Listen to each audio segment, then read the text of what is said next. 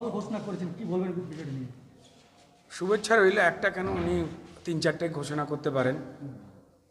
বিভিন্ন ধরনের কথা বলেন তো তো কার্যত মমতা বন্দ্যোপাধ্যায় কতগুলো করতে বলবেন আমার মনে হয় সেই বিষয়ে আবার কদিন পর তিনি হয়তো সিদ্ধান্ত নিতে পারেন যে দিদি বললেন তাই আমি দুটো কমিয়ে দিলাম। রাজনৈতিকভাবে কে কীভাবে চলবেন, কে কী কথা বলবেন তার একান্তই ব্যক্তিগত ব্যাপার।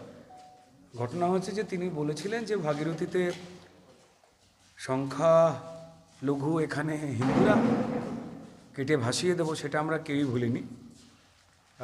এবং একটা কথা বলা যে মন্দির মসজিদ গির্জা যে কোনো মানুষ নির্মাণ করবেন আনন্দের কথা, যারা ধর্মাচরণ করবেন নিজস্বতা মেনে।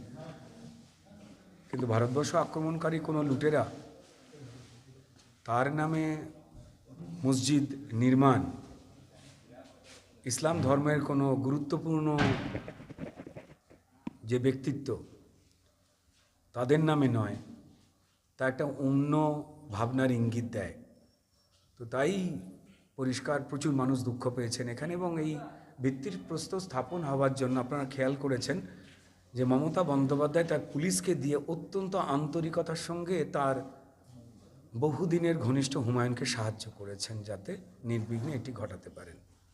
তো তাই হুমায়ুন কবির কোন দল করবেন নাকি কোন দল করবেন সেটা একদম আমার মনে হয় যে মমতা বন্দ্যোপাধ্যায় এবং হুমায়ুন কবিরের আভ্যন্তরীণ ব্যাপার বলে বাইরে থেকে শুনতে পাচ্ছি।